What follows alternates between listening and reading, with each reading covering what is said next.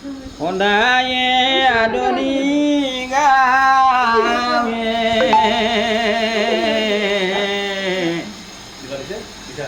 অংগাৰ সাগৰ দৰি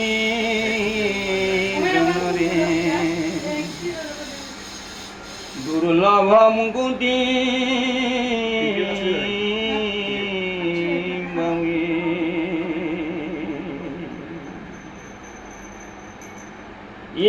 হইবে মলমতি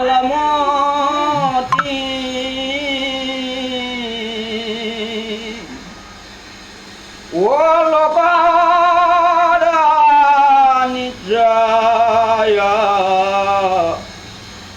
বুঝিবে হবে আচার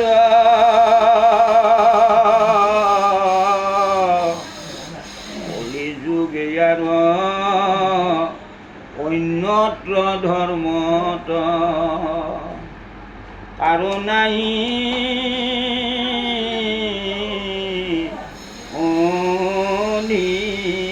অধিকার।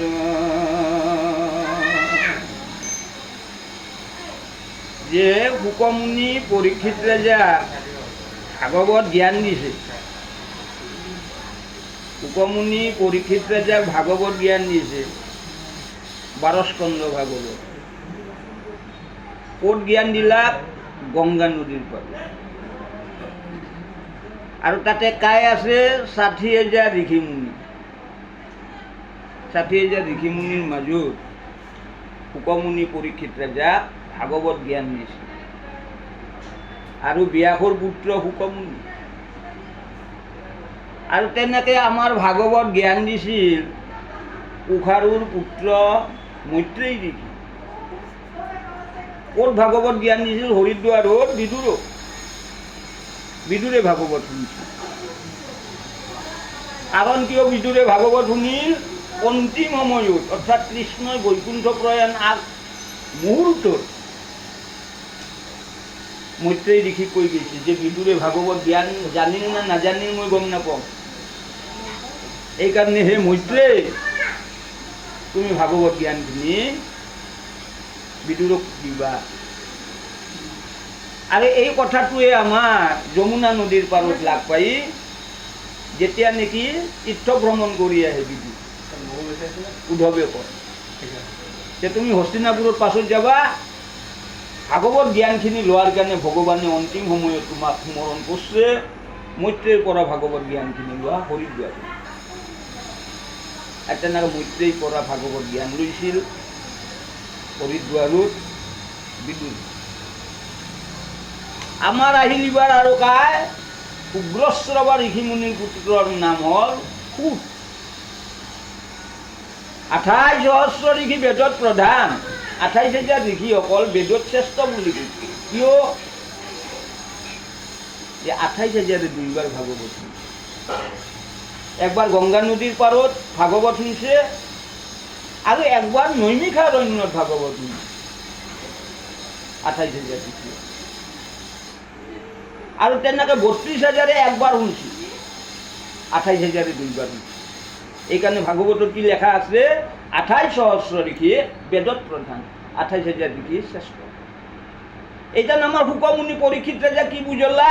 যে পৰম মংগল হৰিৰ নাম ধৰ্ম, যে ভগৱানৰ নামটো পৰম মংগল, শ্ৰেষ্ঠ মংগল। ভগৱানৰ নামটো ললি কোনো দুখ, কষ্ট, শোক, তাপ, ত্ৰিতাপ, জ্বালা, আধ্যাত্মিক, আদি ভৌতিক, আদি দৈৱিক একোই নধৰে। ভগৱানৰ নামখিনি শুনা, তাকে কৈ শ্ৰৱণ, গাৱা, তাকে কৈ কীৰ্তন, ভাবা, তাকে কৈ স্মৰণ। এইকাৰণে হৰিচৰণৰ ধৰণ লৈলেও হৰিনাৰায়ণ, মানৱী জনম হাম ফল কৰিলেও হৰিনাৰায়ণ, গোপাল গোবিন্দ যদু নন্দন, কৃষ্ণৰ চৰণে লৈলেও হৰিচৰণৰ ধৰণ ললি মনুষ্য জন্ম সাৰ্থক হয়। কাৰণ আমি মানুহ জন্ম তীক্ষণতে নাপাওঁ, 84 লাখ জনীৰ জন্ম, 84 লাখ। 84 লাখ জনী কেনেকে উৰণ পক্ষী, সব পক্ষী আমি জন্ম। মৈশ্বৰে জন্ম কৰিলে পক্ষী পৰা মুক্তি। বুৰণ পানীত থাকা সব জন্ম পাং পানী কাছু জন্ম পালি মুক্তি গজন গজালি মেলা গাছ গছনি সব জন্ম পাং আমি তুলসী জন্ম পালি মুক্তি ভ্রমণ খোঁজ কারা বাঘ ভালু ঘাটি গড়া ইন্ন সব জন্ম পাং আমি হরিণ জন্ম পালি মুক্তি তার পিছত আমি মানুহ জন্ম পাওঁ আমি মানুহবিলাকে জানো তিতা মিঠা কাহা টেঙা জ্ঞান বিজ্ঞান তদংগ ৰহস্য আমি জানো পশুই নাজানো এইকাৰণে তাহাক কি কয় তামসিক জাতি অজ্ঞান আৰু মানুহবিলাকে জানো কাৰণে আমাক কি কয় সাত্বিক জাতি জ্ঞান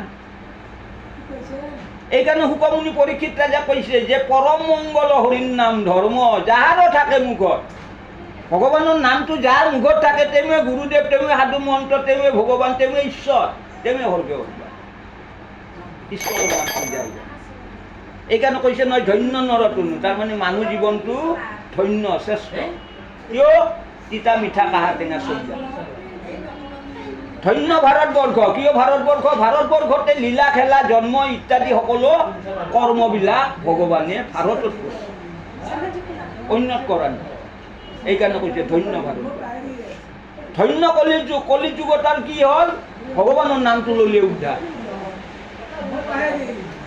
যেনেকৈ অজামিল অজজ অমিল সমান অজামিল তাৰমানে ভগৱানৰ লগত মিল নাছিল পুতেকৰ নাম লৈছে নাৰায়ণ যেনেকৈ আমাৰ হাতী গজেন্দ্ৰ পশু জাতি হৰিশ্বৰণৰ ধৰণ লৈছে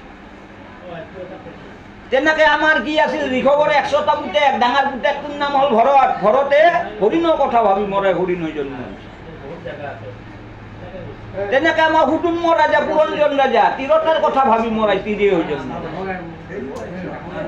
এইকাৰণে যদি আমি অন্তিম সময়ত ভগৱানক শুনো অন্তিম সময়ত ভগৱানক জানো অন্তিম সময়ত ভগৱানক ভাবো তেতিয়াহ'লে শ্ৰেষ্ঠত্বৰ বৈকুণ্ঠ গতি হয় এইকাৰণে শুকমুনি পৰীক্ষিত ৰাজা কৈছে জ্ঞান কৰ্ম এৰি কৰা হৰিত বিশ্বাস কৃষ্ণৰ ভকতি উঘাগৰ শংকা ব্ৰহ্মলোক পৰ্যন্তে কালৰে নেৰেহাত স্বৰ্গলোক পৰ্যন্তে কালৰে নেৰেহাত ইন্দ্ৰ হেনো অন্তকালে মৰে দান্ত তৰি মৰিলে অৱশ্যে 20টা পলু চাই কুচিত বিষয় দেখাই আকৌ 20টা পলু চাই আমাৰ শৰীৰটো কি পঞ্চভূতৰ দ্বাৰাই তৈয়াৰী আকাশ পানী বায়ু মাটি অগ্নি এইকাৰণে কি কয় 20টা পলু চাই কাবাই পুৰি দেই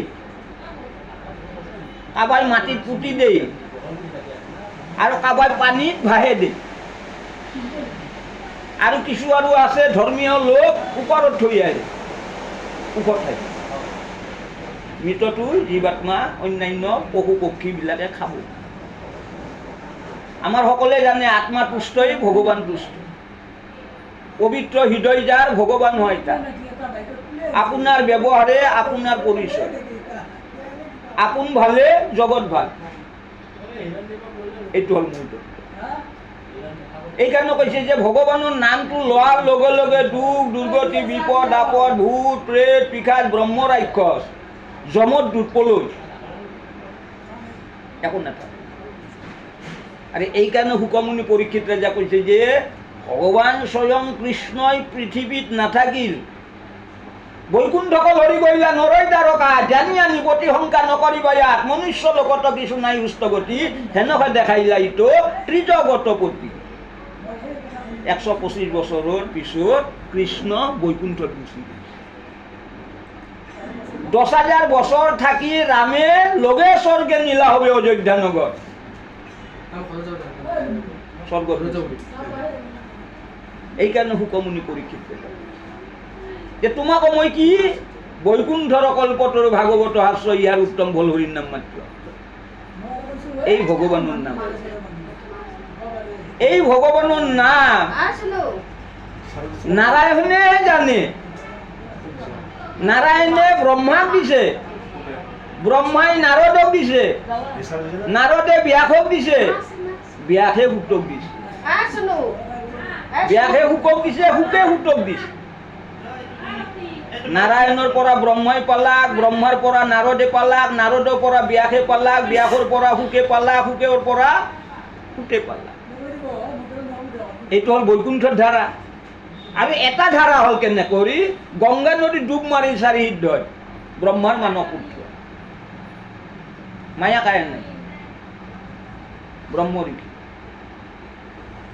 অনন্ত নাগ সাতখন পাতালৰ তলত থাকে অনন্ত নাগ সহস্ৰফ নাগ অনন্ত নাগৰ পৰা ভাগৱত জ্ঞান ল'লা চাৰি সিদ্ধই সেই ভাগৱত আনি কিনে কাক দিলা সাংখ্যয়ন মুনি আনি কিনে কাক দিলা পৰাশৰ মুনি পাই কিনে কাক